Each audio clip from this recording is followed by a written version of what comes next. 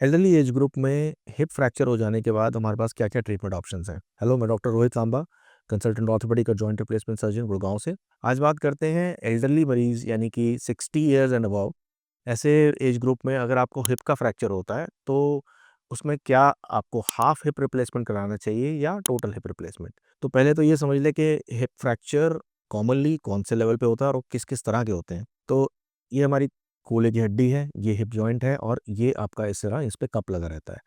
तो elderly patients में fracture होने के 2 लोकेशंस होते हैं, या तो फ्रैक्चर इस लेवल पर होता है, जिसको कि फ्रैक्चर नेक फीमर कहते हैं, जिसके बारे में आज आज हम बात कर रहे हैं। और दूसरी कैटेगरी फ्रैक्चर्स की होती है जो थोड़ा-सा इससे नीचे यहाँ से लेके यहाँ तक होता है। इसको इंटरट्रोकैंटिक फ्रैक्चर कहते हैं। अब इस तरह के फ्रैक्चर यानी कि इंटरट्रोकैंटिक फ्रैक्चर का ट्रीटमेंट बिल्कुल अलग है, जिसके बारे में आज हम बात नहीं कर रहे हैं, क्योंकि इसका ट्रीटमेंट इस फ्रैक्चर को फिक्स करके किया जाता है, प्लेट से, रॉड से, जिस तरह से भी। आज हम जो बात कर रहे हैं वो है fractures through the neck of the femur. ये ball head of the femur रहता है और ये इसकी नेक रहती है, और ये नीचे इसका शाफ्ट ऑफ फीमर। तो जो फ्रैक्चर्स यहाँ से लेकर यहाँ तक कहीं भी होते हैं, उनको फ्रैक्चर नेक फीमर कहते हैं। अब यंग एज ग्रुप में तो 100% कोशिश करते हैं कि इस फ्रैक्चर को जोड़ा जा सके, किसी तरह से फिक्स किया जा सके, ताकि आपका नॉर्मल नेचुरल कूल्हा ही बच जाए। बट जैसे-जैसे एज बढ़ती जाती है, वैसे-वैसे ही आपकी उसके हड्डी के जुड़ने के चांसेस कम हो जाते हैं, उसकी एनाटॉमी, उसकी फिज़ियोलॉजी ऐसी नहीं रहती कि उसमें हीलिंग अच्छी हो।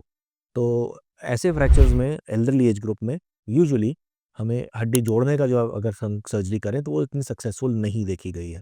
रिसर्च और लिटरेचर में भी ये इसकी काफ़ी एविडेंस है कि इस फ्रैक्चर को फिक्स करना यानी कि इसको जोड़ने की कोशिश करना एल्डरली एज ग्रुप में बहुत सक्सेसफुल नहीं है।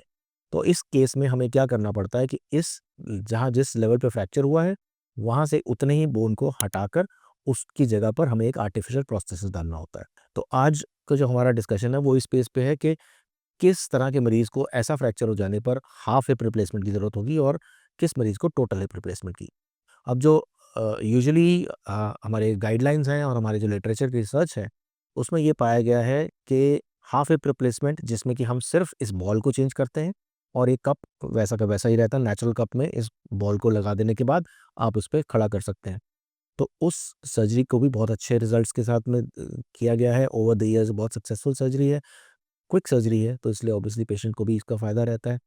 लेकिन इस सर्जरी के बाद अगर ये थोड़ी-सी यंग एज में की जाए, यानी कि 55-60 की एज में की जाए, या ऐसे मरीज़ में जिसमें बहुत एक्टिव लाइफ़स्टाइल है, जो पहले से बहुत एक्टिव थे, बहुत चलना-फिरना करते हैं, ऐसे मरीज़ में ये सर्जरी बहुत ज़्यादा लॉन्ग टर्म के लिए सक्सेसफुल नहीं हो पाती है।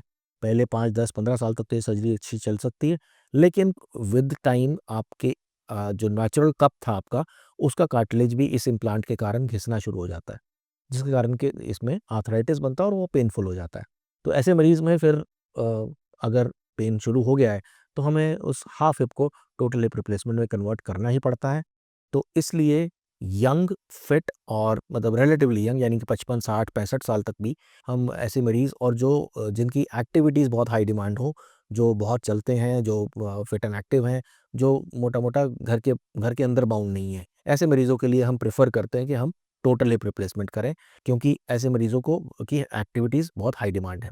तो उस मरीज़ में हमें ऊपर कप भी चेंज करना होता है, और नॉर्मल टोटल हिप रिप्लेसमेंट की तरह कप के साथ बॉल और उसकी एक स्टेम रहती है।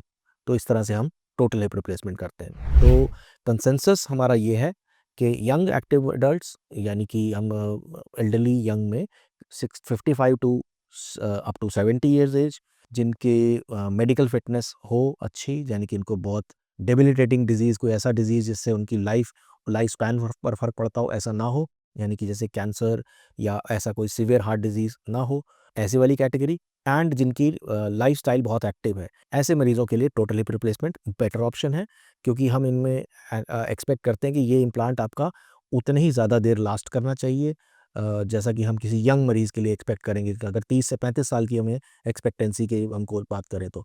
और उतना ही उस पे हम ज़्यादा एक्टिविटीज़ उनको अलाउ कर सकें, जैसे कि जितना मर्ज़ी चाहे चलना, इवन ज़मीन पर बैठना, आलती-पालती मारना, उखड़ू बैठना, ये सब एक्टिविटीज़ भी हम अलाउ कर पाएँ।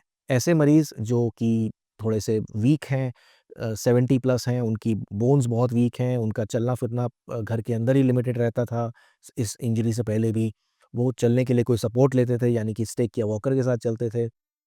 या जिनको बहुत ऐसी डिज़ीज़ेज़ हैं जो सर्जरी कर टाइम को लिमिट कर सकती हैं, तो उनके लिए हाफ हिप रिप्लेसमेंट एक बहुत अच्छा प्रोसीजर है, क्योंकि उसमें आप उनकी इमीडिएट एक जो प्रॉब्लम है उसको ट्रीट कर रहे हैं, जो कि उनका फ्रैक्चर था, और उनको इमीडिएटली आप बेड से बाहर निकाल के चलाना शुरू कर सकते हैं, जो कि उनकी रिकवरी के लिए बहुत इंपॉर्टेंट फैक्टर रहता है। ऐसे फ्रैक्चर्स के लिए सबसे इंपॉर्टेंट ये रहता है कि आप मरीज़ को कितनी जल्दी पेन फ्री कर दें और उनको आउट ऑफ बेड करें, ताकि वो चलना शुरू कर सकें और उनकी बाकी बॉडी पर इमोबिलाइज़ेशन का कोई नुकसान ना हो। तो हाफ हिप रिप्लेसमेंट ऐसे मरीज़ों के लिए एक वरदान है, जिसको हेमी आर्थ्रोप्लास्टी कहते हैं। इसके इम्प्लांट्स भी हम, जैसे मैंने कहा कि 6 अमेरिकन इम्प्लांट्स यूज़ करते हैं, तो उसकी लाइफ़ भी आप अच्छे से 20-25 साल एक्सपेक्ट कर सकते हैं। बट हाई डिमांड होने पर, बहुत ज़्यादा चलने पर ऐसे मरीज़ों में आगे चल के हिप का पेन डेवलप हो सकता है। तो इस तरह के मरीज़ जिनकी एक्टिविटी सर्जरी से पहले भी बहुत ज़्यादा लिमिटेड ही थी, और जिनके आगे डिमांड्स भी थोड़े कम रहने वाले हैं, उनके लिए definitely half hip replacement best option है। तो आई होप आपको ये हाफ हिप और टोटल हिप का फ़र्क समझ आया होगा, और किस मरीज़ के लिए कौन-सी सर्जरी ज़्यादा सक्सेसफुल है, वो समझ आया होगा। इससे रिलेटेड आपसे कुछ भी आपके क्वेश्चन्स हो, आप कमेंट सेक्शन में पूछ सकते हैं, और हमसे जुड़े रहने के लिए हमारे चैनल को लाइक एंड सब्सक्राइब भी करें। Thank you for watching.